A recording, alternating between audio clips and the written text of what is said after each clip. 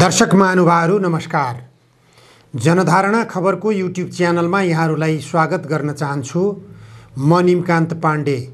आज 2080 वैशाख 21 गते 2079 साल जेठ 18 गते गृह मन्त्रालयमा निवेदन पर्यो, तर कारबाही प्रक्रिया अहिले मात्र सुरु भयो। 2080 को वैशाखमा लगभग 1 वर्षपछि यति विलम्ब किन भयो र यही मुद्दाले प्राथमिकता किन पायो, यो सन्दर्भसँग म विगत केही दिनदेखि घटेका घटनाक्रमहरूलाई स्मरण गराउन चाहन्छु।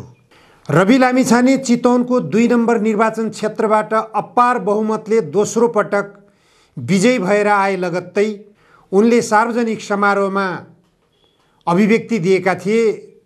सम्भवतः प्रचण्ड नेतृत्वको अहिलेको सरकारमा सहभागी हुने सम्भावना रहेन, किनभने सरकारका कामहरू ठीक छैनन् र हाम्रो समर्थन पनि फिर्ता हुने बलियो सम्भावना छ। यो अभिव्यक्ति रवि लामिछानेले सार्वजनिक गरेपछि काठमाडौँ फर्किए लगत्तै प्रधानमन्त्री पुष्पकमल दाहाल प्रचण्ड र रवि लामिछाने बीच संवाद भयो। संवादका क्रममा प्रचण्डले तपाईले सार्वजनिक गर्नुभएको अभिव्यक्ति के हो, के तपाईले समर्थन फिर्ता लिने हो? रवि लामिछानेको जवाफ, सरकारले न्यूनतम साझा कार्यक्रम सार्वजनिक गरेको छ। त्यो न्यूनतम साझा कार्यक्रममा भ्रष्टाचार विरुद्ध छानबिन आयोग गठन गर्ने कुरा सटक्क झिकिएको छ। पहिलेको 7 दलीय सत्ता गठबन्धनको जो न्यूनतम साझा कार्यक्रम थियो, त्यो न्यूनतम साझा कार्यक्रममा उल्लेखित महत्त्वपूर्ण बुँदा थियो भ्रष्टाचार विरुद्ध छानबिन आयोग गठन गर्ने। तर त्यो बुँदालाई झिकेर बनाइएको न्यूनतम साझा कार्यक्रममा आफ्नो दलको सहमति नरहेको जानकारी रवि लामिछानेले प्रधानमन्त्री प्रचण्डलाई सुनाए।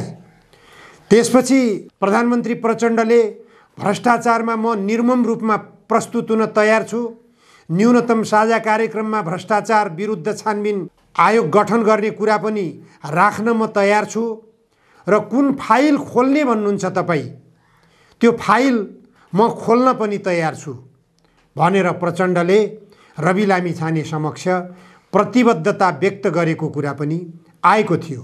त्यसपछि रवि लामिछानेले आफ्नो पार्टीको बैठक बसालेर केन्द्रीय समितिबाट जे निर्णय हुन्छ त्यो निर्णय अनुसार काम गर्ने भनेर रवि लामिछानेले प्रधानमन्त्री प्रचण्डलाई जानकारी गराएका थिए।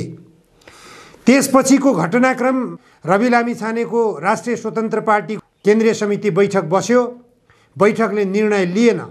बैठकले संसदीय दल समेतको संयुक्त बैठक बसेर शुक्रबार अथवा भोलि निर्णय लिने भन्ने निर्णय गर्यो।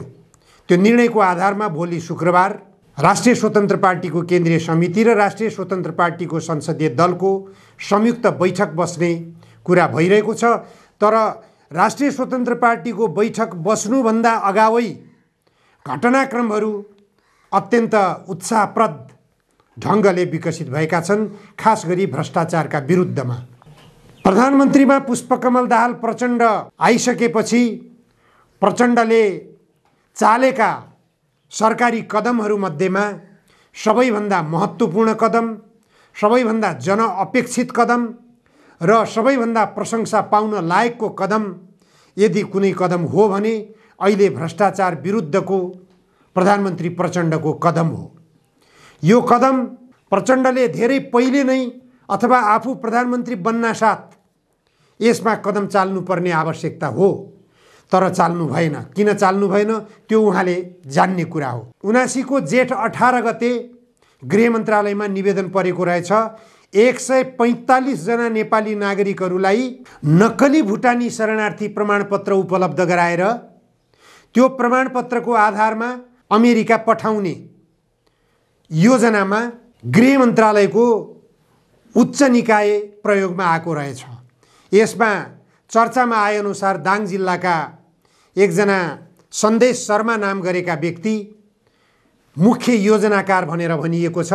तर मुख्य योजनाकार यदि प्रचण्डहरूले गम्भीरतापूर्वक ध्यान दिएर हेर्ने हो भने जनयुद्धमा गएका सबै नेताहरू भ्रष्ट रहेछन्, उनीहरू आर्थिक अनियमितताका संवाहक रहेछन्, आर्थिक अनियमिततालाई प्राथमिकता दिने नेताहरू रहेछन् भन्ने कुरालाई स्थापित गर्नको निम्ति यो खालका गतिविधिहरू भइरहेका छन् भन्ने कुरा पनि बुझ्न कठिन छैन।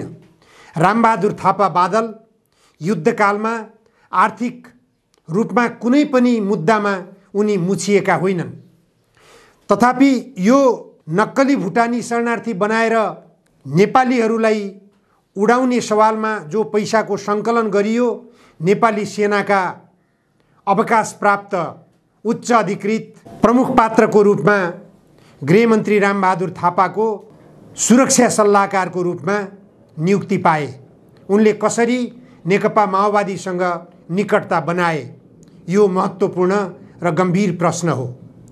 उनको तत्कालीन नेकपा माओवादीसँग निकटता हुनु नै नेकपा माओवादीको नेतृत्व पङ्क्तिलाई बदनाम गराउने एउटा ग्रान्ड डिजाइन सुरु भइरहेको छ भन्ने कुराको खुलासा हो। यो खुलासा यस कारण पनि मान्न सकिन्छ कि सबै रामबहादुर थापाका छोराको प्रयोग हुनु, माओवादी नेताको रूपमा विकसित भएका टोपबहादुर रायमाझीको प्रयोग हुनु, टोपबहादुर रायमाझीका छोराको प्रयोग हुनु, उपराष्ट्रपति नन्दबहादुर पुनका छोराको उपयोग हुनु र चर्चामा आएअनुसार शालीन नेता अहिलेका माओवादी केन्द्रका उपाध्यक्ष कृष्णबहादुर महराका छोरा पनि चर्चामा आएको अवस्था छ। यो केसमा यो षड्यन्त्र कसरी पुग्यो माओवादी नेताको पारिवारिक घेराबन्दीमा, यो सबभन्दा गम्भीर प्रश्न हो। माओवादी नेतृत्वका सामु यो गम्भीर प्रश्नले महत्त्व पाउँछ कि पाउँदैन त्यो थाहा छैन। हाम्रो लागि सरोकारको विषय पनि होइन। तथापि शालीन व्यक्तित्वहरू जो निष्कलङ्कित व्यक्तित्वहरू छन् उनीहरू दोषी नबनुन्, उनीहरूलाई दोष नलागोस्। जो कलङ्कित व्यक्तित्वहरू छन्, जो दोषी व्यक्तिहरू छन्, जसले यस्तो खालको आर्थिक चलखेलको काम गरेका छन्, देशको नै बदनाम गराउने किसिमको काम गरेका छन्, उनीहरूलाई कुनै पनि नाममा उन्मुक्ति दिनु हुँदैन। चाहे नेताको पुत्र होस्, चाहे नेता नै होस्, चाहे युद्धकालमा लागेको नेता होस्, चाहे अहिले जुनसुकै पार्टीको नेता किन नहोस्, त्यो कारबाहीको दायरामा तानिनुपर्छ। अहिलेका प्रधानमन्त्री पुष्पकमल दाहाल प्रचण्डले गम्भीरतापूर्वक सोच्न पर्ने विषय हो। अहिले बाहिर प्रधानमन्त्री पुष्पकमल दाहाल प्रचण्डले अब जनताका बीचमा केही डेलिभरी दिन प्रतिबद्धता जनाउन खोजेको हो त यो रूपमा पनि चर्चा भइरहेको छ। तर यो एउटा चर्चामै नआएको, सिनमा नदेखिएको, अत्यन्त गोप्य रूपमा रहेको, निवेदन परिसकेको तर कार्यान्वयनमा नआएको यो मुद्दालाई रवि लामिछानेले 32-33 दिनसम्म गृह मन्त्रालयको निगरानी गर्न पाउँदा बित्तिकै यसले खुलासा हुन पायो। यसमा पूर्व गृहमन्त्री रामबहादुर थापा बादलपछि गृह मन्त्रालयको नेतृत्व लिन पाएका नेपाली काङ्ग्रेसका नेता बालकृष्ण खाँड र उहाँकी पत्नी मन्जु खाँडको पनि चर्चा चलिरहेको छ। यसमा अप्रत्यक्ष रूपमा चर्चा सुनिएको छ। पूर्व प्रधानमन्त्री अथवा नेपाली काङ्ग्रेसका सभापति शेरबहादुर देउवाकी पत्नी आरजु देउवा पनि मुछिनु भएको छ। प्रष्ट भइसकेको विषय हो। अख्तियारका प्रमुख आयुक्त प्रेम राई पनि यसमा मुछिनु भएको छ। उपराष्ट्रपति कार्यालयका सचिव अथवा तत्कालीन अवस्थामा गृह मन्त्रालयकै सचिव रहेका टेक नारायण पाण्डे उनी पक्राउ परिसकेका छन्। मन्त्री टोपबहादुर रायमाझीका छोरा पक्राउ परिसकेका छन्। यस्ता शीर्षस्थ व्यक्तित्वहरू पक्राउ परिसकेको अवस्थाले लहरो तान्दा पहरो भत्किने अवस्था देखा परिरहेको छ। यसमा को दोषी छन् यो छानबिन हुँदै गयो भने निश्चित रूपमा 10 वर्षसम्म जनयुद्ध गरेको नेतृत्व, 17,000 जनताको रगतको पोखरीमा उभिएको नेतृत्वले जनतालाई केही डेलिभरी दिन प्रयास गरेको छ कि भनेर आशा गर्न सकिन्छ। तथापि योभन्दा जघन्य खालका मुद्दाहरू, योभन्दा ठुला ठुला प्रकृतिका आर्थिक अनियमितताका मुद्दाहरू ओझेलमा छन्, सरकारको कार्यालयमा फाइलको रूपमा रहेका छन्। वाइट बडी विमान खरिद काण्डको भ्रष्टाचार काण्ड किन छानबिन हुँदैन? गोकर्ण रिसोर्ट लगायतका नेपाल ट्रस्टका सम्पत्तिहरू एउटा कुनै निजी व्यापारिक घरानालाई सुम्पिने काम भयो, त्यसको छानबिन किन हुँदैन? त्यसको छानबिन कहिले गर्ने? त्यसैगरी ओम्नी प्रकरण, जो कोरोना संक्रमणका बेलामा उपचार सामग्रीहरू खरिद गर्ने भनेर ओम्नी कम्पनीको नामले चर्चित थियो, त्यसले व्यापक घोटाला गरेको कुरा त्यति बेलै चर्चाको शिखरमा थियो। त्यो बेलाका प्रधानमन्त्री केपी शर्मा ओलीले त्यो बेलै यो विषयलाई छानबिन गर्न अग्रसरता देखाइदिएको भए उहाँले पनि एउटा सकारात्मक चर्चा पाउनुहुने थियो। तर उहाँले किन यसलाई ढाकछोप गर्न खोज्नुभयो, किन यसलाई थाँती राख्नुभयो, त्यो जिज्ञासाको विषय छ। अहिले पुष्पकमल दाहाल प्रधानमन्त्री भइसकेपछि त्यो ओम्नी प्रकरणले किन छानबिनको दायरामा ल्याउन सकिएको छैन, त्यसलाई यो पनि एउटा जिज्ञासाको विषय बनेको छ। त्यसैगरी अहिले शैक्षिक माफियाहरूको चलखेलले शिक्षा क्षेत्र अस्तव्यस्त बनेको छ। शिक्षा क्षेत्रमा विद्यार्थीहरू लुटिएका छन्। यो क्षेत्रको लुट खसोटको अन्त्य कसरी गर्ने? त्यस्तै स्वास्थ्य क्षेत्रमा जनता लुटिएका छन्। स्वास्थ्य क्षेत्रको लुट खसोटको अन्त्य कसरी गर्ने? प्रधानमन्त्री प्रचण्ड साँचो अर्थमा भन्ने हो भने यस्ता आर्थिक अनियमितताहरूका विरुद्धमा अत्यन्त कठोर भएर प्रस्तुत हुनुपर्ने हो। उहाँले एउटा सन्देश दिन सक्नुपर्ने हो। प्रचण्ड आयो, अब यसले भ्रष्टाचार निर्मूल गरेरै छोड्छ। सरकारको नेतृत्व गर्नको निम्ति विकल्पहरू धेरै छन्। नेपाली काङ्ग्रेसकै बैशाखी टेकेर मात्र प्रधानमन्त्री बन्न सकिन्छ भन्ने छैन। नेपाली काङ्ग्रेसलाई छोडेर पनि प्रचण्डले प्रधानमन्त्री बन्न सक्ने, प्रधानमन्त्री पुनः नियुक्ति पनि पाउन सक्ने र विश्वासको मत पाउन सक्ने आधारहरू प्रशस्त छन्। ती आधारहरू पाउनको निम्ति भ्रष्टाचार विरुद्ध निर्मम बन्न जरुरी छ। भ्रष्टाचारको दोहलो काट्न जरुरी छ।